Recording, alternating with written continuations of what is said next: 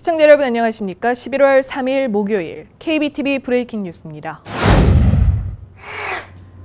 오늘 새벽 브루클린에서는 지하철역에서 일하는 근로자가 달리는 지하철에 치이는 사고가 있었습니다. 브루클린 윈저 테라스에서 MTA 근로자 2명이 차에 치였는데 53세 남성은 사망하고 다른 한 명인 49세 남성은 갈비뼈가 부러지는 등의 부상을 입어 병원에서 치료 중입니다. 사고는 오늘 새벽 자정 직후 일어났습니다. 피해 근로자들은 G트레인의 포트 해밀턴 파크웨이와 처치 애비뉴역 사이 남쪽 방면 지하 노선에서 공사를 준비 중이었는데 지하철이 역으로 진입하면서 충돌이 일어났습니다. MTA 측은 어쩌다 지하철이 근로자들이 일하는 노선으로 운행했는지에 대해 조사할 방침이라고 밝혔습니다. 현재 지하철을 운행한 기관사도 정신적으로 충격을 받아 치료 중입니다. 지난 화요일 밤 11시 뉴저지 뉴워크에서는 뺑소니 사고로 26살 남성이 목숨을 잃었습니다. 이 남성이 길을 건널 때 차량이 치였는데 운전자는 사고 이후 오히려 속도를 더 내 현장을 벗어났습니다. 아직 운전자 체포는 이루어지지 않았지만 다행히 현장 근처 슈퍼마켓의 카메라에 사고 현장이 포착돼 경찰이 이 영상을 단서로 조사를 진행하고 있습니다. 브롱스에서 정서장애가 있는 남성이 경찰이 쏜 총에 맞아 숨졌습니다. 어제 오후 5시 45분 뉴욕시경은 퍼렌베이의 메이플라워 애비뉴에 정신이 불안정해 보이는 남자가 칼을 들고 있다는 신고를 받습니다. 이에 출동한 경찰이 현장에 도착하자 이 남성은 유리병을 들고 경찰들을 위협하는 행동을 보였습니다. 경찰은 남성이 폭력적으로 행동해 이를 제압하기 위해 총을 쐈는데 이 남성이 총을 맞은 뒤에도 계속 몸부림쳐 두 번째 총을 발사했다고 진술했습니다. 남성은 2발의 총을 맞고 사망했습니다. 지난달 브롱스 경찰은 정신이 불안정한 66세 여성에게도 총격을 가해 이 여성이 사망한 바 있습니다. 당시 빌 드블라지오 뉴욕시장이 이를 용납할 수 없다는 성명을 발표하기도 해 이번 사건도 논란을 피하기 어려울 것으로 보입니다. 브루클린의 한 학교에서 지난 화요일 최소 30명의 학생이 복통을 호소한 데 이어 하루 뒤인 어제 최소 16명의 추가 환자가 발생해 파장이 일고 있습니다. 윌리엄 샘슨 공립학교 관계자들은 소방당국이 위협이 될 만한 물건들을 제거하는 작업을 벌였지만 아무것도 발견되지 않았다고 밝혔습니다. 교육국은 학생들과 직원들의 안전과 복지가 최우선이라고 말하고 이번 사태는 노로바이러스와 연관됐을 것으로 예상되지만 아직 정확한 원인 규명이 되지 않은 만큼 응급의료기관, 소방당국과 협력해 학생들과 그 가족들의 추가 증상을 예의주시하겠다고 밝혔습니다. 현재 학교는 전체적으로 소독 작업에 들어갔습니다. 경찰이 센트럴파크 인근에서 연쇄 강도를 저지른 10대 무리를 공개 수배 중입니다. 감시 카메라 사진 속 10대 무리는 공원을 지나는 행인들에게 절도 행위를 일삼았습니다. 가장 최근엔 지난달 10일 자정쯤 이들이 시티 공원에서 바이크를 타고 있던 47세 남성에게 다가가 얼굴을 가격하고 아이폰 7을 빼앗아 달아났습니다. 같은 날 이 무리는 또 다른 남성의 배낭 가방을 빼앗아 도주하려 했던 걸로 드러났습니다. 이 남성이 이를 저지하자 얼굴을 가격한 뒤 빈손으로 달아났습니다. 경찰은 연쇄 강도 용의자인 이 10대 소년 무리를 추적 중입니다. 오는 8일 본선거일에 전 세계인들의 시선이 뉴욕을 향할 것으로 보입니다.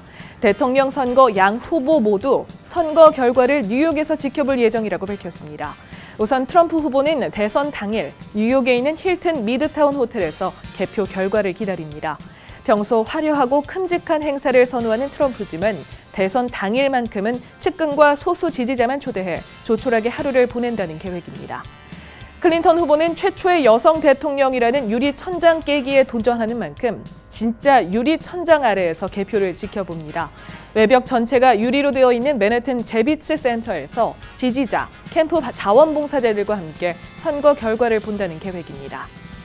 이번 대선에는 불꽃놀이와 같은 화려한 행사는 없을 것으로 예상됩니다. 4년 전인 지난 대선에 공화당의 미트 롬니 후보가 자축 불꽃놀이를 준비하는데 25,000달러를 사용했지만 버락 오바마 대통령이 승리하면서 이 불꽃놀이가 결국 빛을 보지 못한 바 있습니다. 매사추세츠 주지사 출신인 윌리엄 웰드 자유당 부통령 후보는 클린턴을 보증하고 싶다며 경합주에서 자유당을 지지하지 않는 사람들은 클린턴을 지지해야 한다고 말했습니다. 웰드 후보는 또 자신은 클린턴 후보와 40년 동안 알고 지냈고 함께 일도 했다며 클린턴 후보를 직업적으로 그리고 개인적으로도 잘 아는데 그녀는 높은 도덕 수준을 갖춘 사람이자 신뢰할 만하고 정직한 사람이라고 강조했습니다.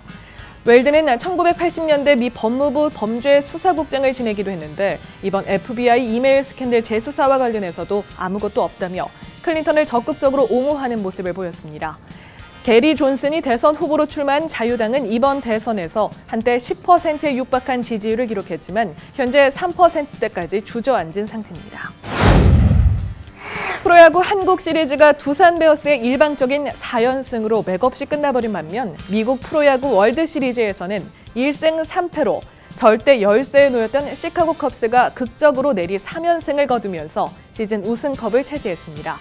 시카고 컵스는 어제 오하이오주 클리블랜드의 프로그레시브 필드에서 열린 클리블랜드 인디언스와의 월드 시리즈 7차전 어웨이 경기에서 연장 10회 초 벤 조브리스트의 결승타에 힘입어 8대7로 극적인 4승을 챙기면서 우승했습니다.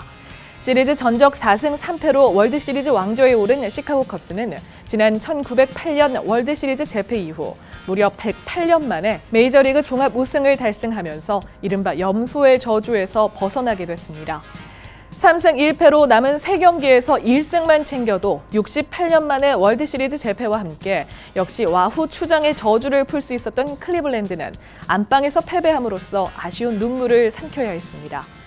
한편 시카고 컵스를 줄곧 따라다녔던 염소의 저주는 컵스가 마지막으로 월드 시리즈에 나갔던 1945년 홈구장인 리글리 필드에 염소를 데리고 입장하려던 샘 지아니스라는 관중이 입장을 거부당하자 다시는 이곳에서 월드 시리즈가 열리지 않을 것이라고 저주를 퍼부으면서 생겨난 말입니다. 당시 결국 3승 4패로 물러선 컵스는 1945년 이후 월드 시리즈 무대를 밟지 못했을 뿐만 아니라 1908년 이후 108년 동안 월드 시리즈에서 우승을 하지 못해 화제가 되었습니다.